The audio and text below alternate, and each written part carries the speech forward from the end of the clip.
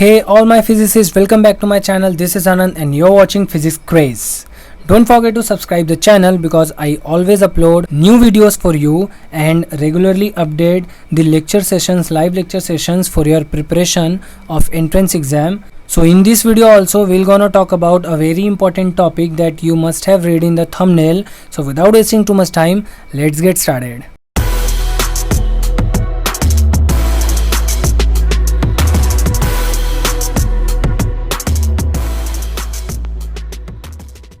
So in today's video we're gonna study about passive low pass filter and active low pass filter. So before going to the mathematical terms, let's understand what does a passive low pass filter do. So a low pass filter is a filter that passes signals with a frequency lower than a selected cutoff frequency and attenuates or stops, these two words are same meaning, signals having frequency higher than the cutoff frequency. It means it is a basic kind of circuit which allows a minimum frequency which is lower than a selected cutoff frequency. Now this cutoff frequency we can select by ourselves using different values of electrical components. So that's the work of a low pass filter. It allows signals up to a frequency lower than cutoff frequency and higher than it just blocked it. Next point is it basically consists of combination of resistor and capacitor. We can say a low pass filter or a filter circuit is basically made up of by combination of resistors and capacitors. Next point, the value of resistance and capacitance can be chosen according to us and according to our need of blocking certain frequency. As I said here, this cutoff frequency is set by us and it can be set by choosing the value of resistance and capacitance. So we can choose whatever kind of low pass filter we need.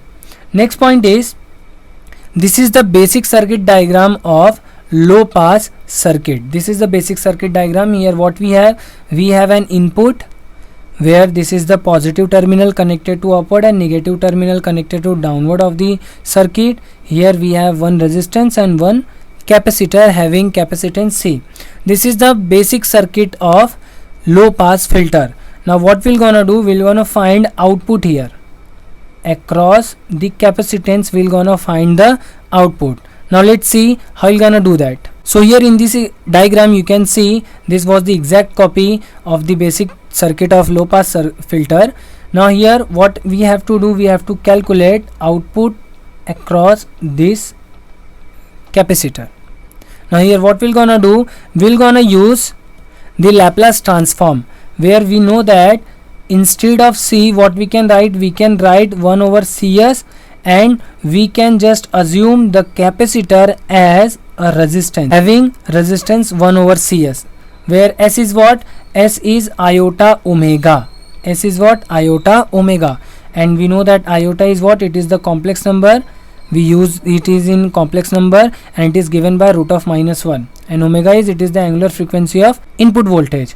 Now we know that the current which flows through this circuit, if I just show a current which is flowing through this circuit, the same current will flow here, and using voltage division rule, using VDR, voltage division rule, since it is in series, we can write V output as V input into 1 over Cs divided by R plus 1 by Cs. So here what I can write? I can write my V output as V input divided by 1 plus R Cs. I can write this. Now what I can show V output divided by V input equals to 1 over 1 plus RCS. I can show this 1 over 1 plus RCS. Now this term you must have seen when we are doing amplification, or we can say when we are studying op-amp, we denote this term as gain. But here we are not interested about the gain. Here this term can also be written as transfer function. In network theory this ratio is called as transfer function. But here you can see here we have written instead of capacitor 1 by Cs.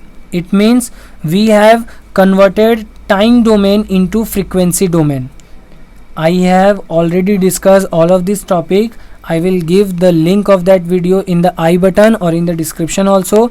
Please go and check it out. You will understand what I'm talking about. So here we have converted the time domain into frequency domain.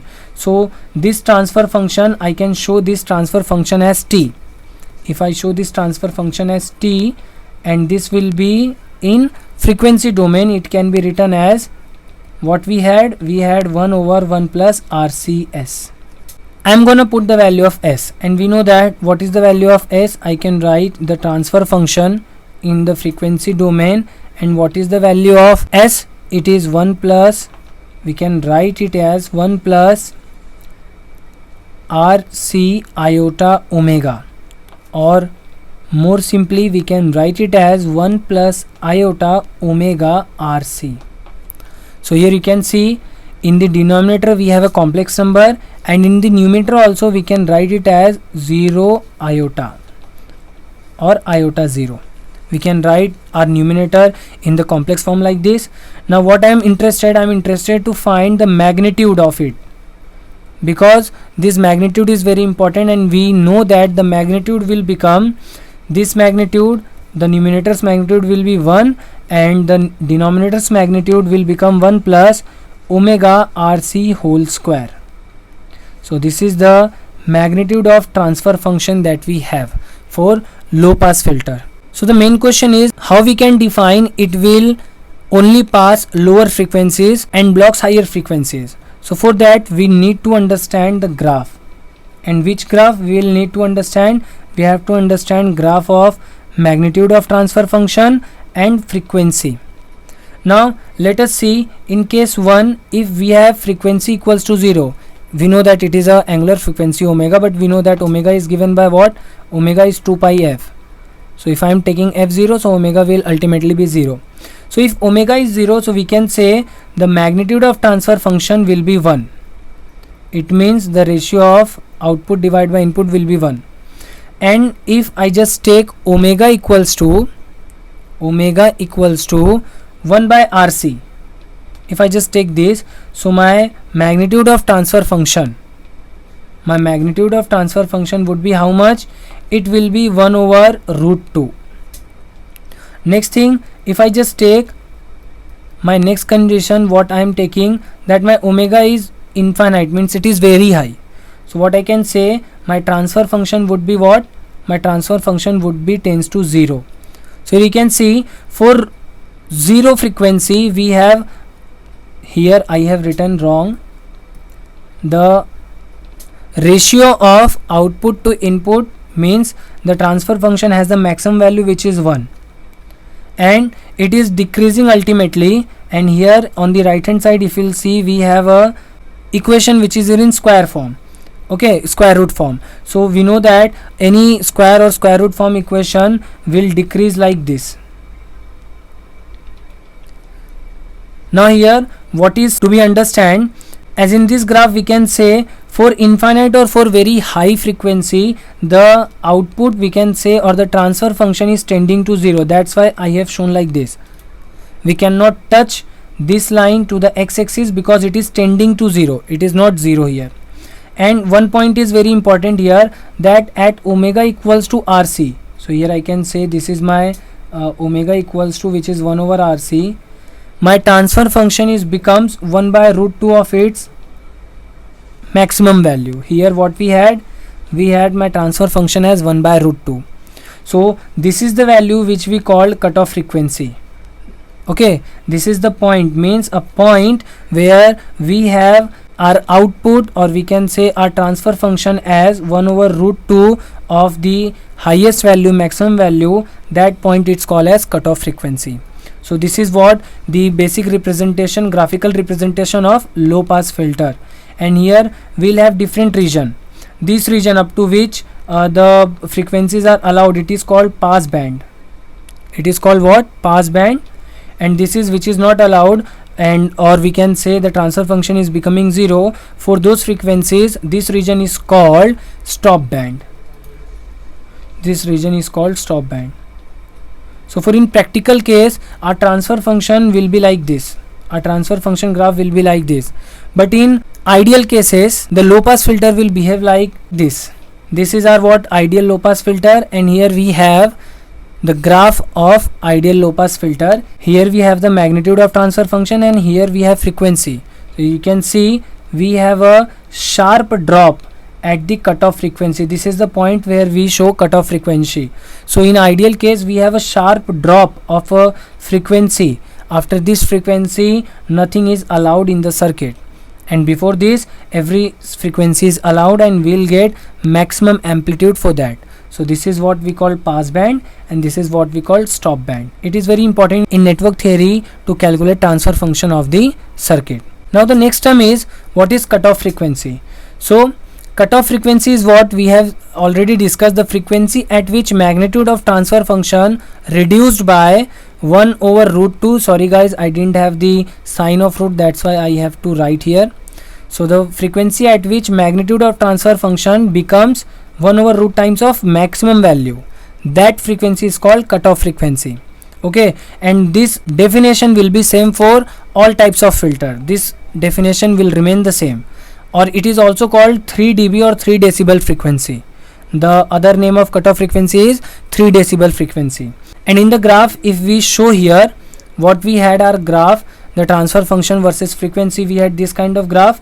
So here you can see this is the point where we have the frequency here, and the transfer function what becomes, it becomes 1 over root 2 times.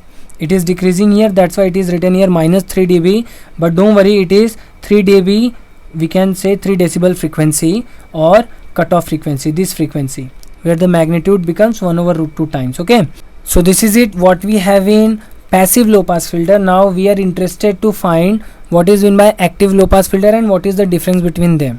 So here we'll see this is the basic circuit diagram of active low pass filter. Now the job is again same. Low pass filter means it will pass low frequencies and it will stop high frequencies. But here active word means what? We have connected here an op-amp, and this is the, we can say, normal basic circuit where we have a resistor here, capacitor here at the non-inverting terminal, and at the inverting terminal we have R2 and R3 which is directly connected to ground. Now what is the difference between them? If you'll calculate the transfer function, and we know that transfer function is given by V0 by Vi, it means the ratio of output and input. You will see that in that you will get the transfer function will be like this. If you'll just solve it, you'll get the transfer function, we can say it will be like 1 plus R2 by R1 multiply by 1 plus RCS.